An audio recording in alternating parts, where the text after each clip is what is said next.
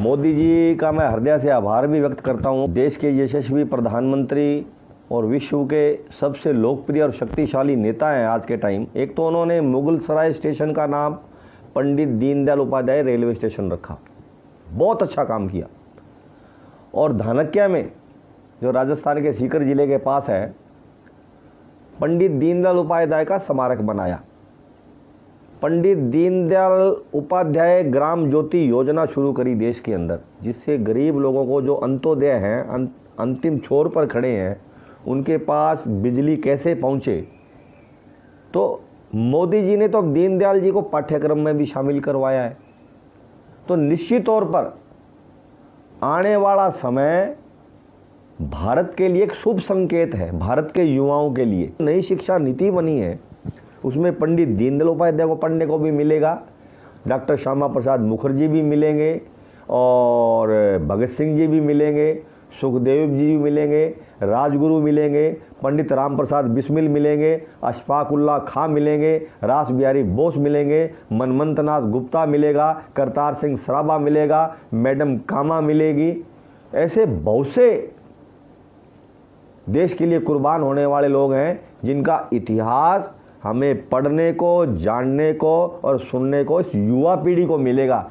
तब पता लगेगा जाकर कि इस देश के निर्माण में, इस देश को खड़ा करने में इन लोगों का योगदान रहा है, उन लोगों का नहीं है। एक चाचा बन गया, एक बापू बन गया, मामा बन जाते तुम देश के यार। राजकुमार जी, मेरा निवेदन है आपसे, आज की युवा पीढ़ी को 2 लाइनों में दीनदयाल उपाध्याय जी का पूर्ण जीवन का सार समझाइए। 2 लाइन में यही है, दीनदयाल जी ने कहा कि देश हमें देता है सब कुछ, देश हमें देता है सब कुछ, हम भी तो कुछ देना सीखें। हम भी तो कुछ देना सीखें।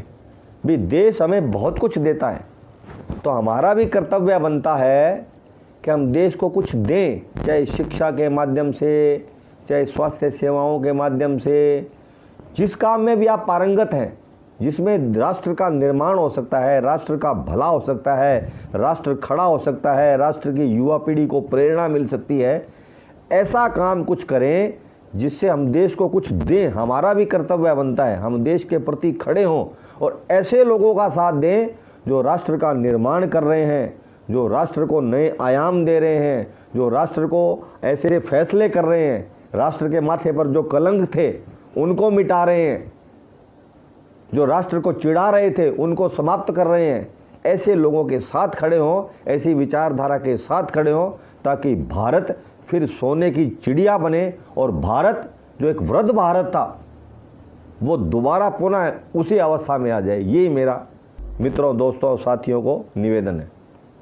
मैं आपको निवेदन करूं कि सन 2015 में पंडित दीनदयाल उपाध्याय महाप्रशिक्षण अभियान चलाया गया था, पूरे देश में चला था, और उस महाप्रशिक्षण अभियान का जिला सह संयोजक मेरे को बनाया गया था, और उसमें वक्ताओं की टीम भी चुनी गई थी।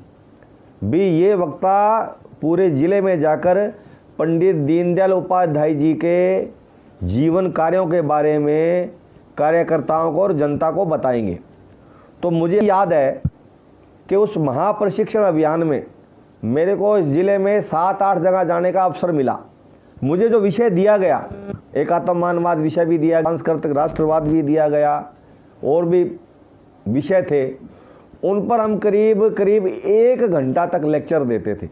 और हमने जिले भर में घूम घूम कर पंडित दीनदयाल उपाध्याय जी के विचारों को जनता तक पहुंचाने का प्रयास किया है। आज के दिन में एक निवेदन करना चाहता हूं कि आप पंडित दीनदयाल उपाध्याय जी को पढ़िए जरूर।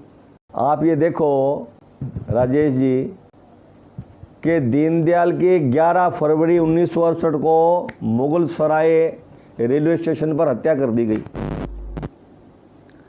और नेहरू जी उस हत्या की जांच करवाने के लिए तैयार नहीं हुए, क्योंकि दीनदयाल जी के जो विचार थे, नेहरू जी को लग रहे थे भाई ये हमारी सत्ता को समाप्त कर देंगे।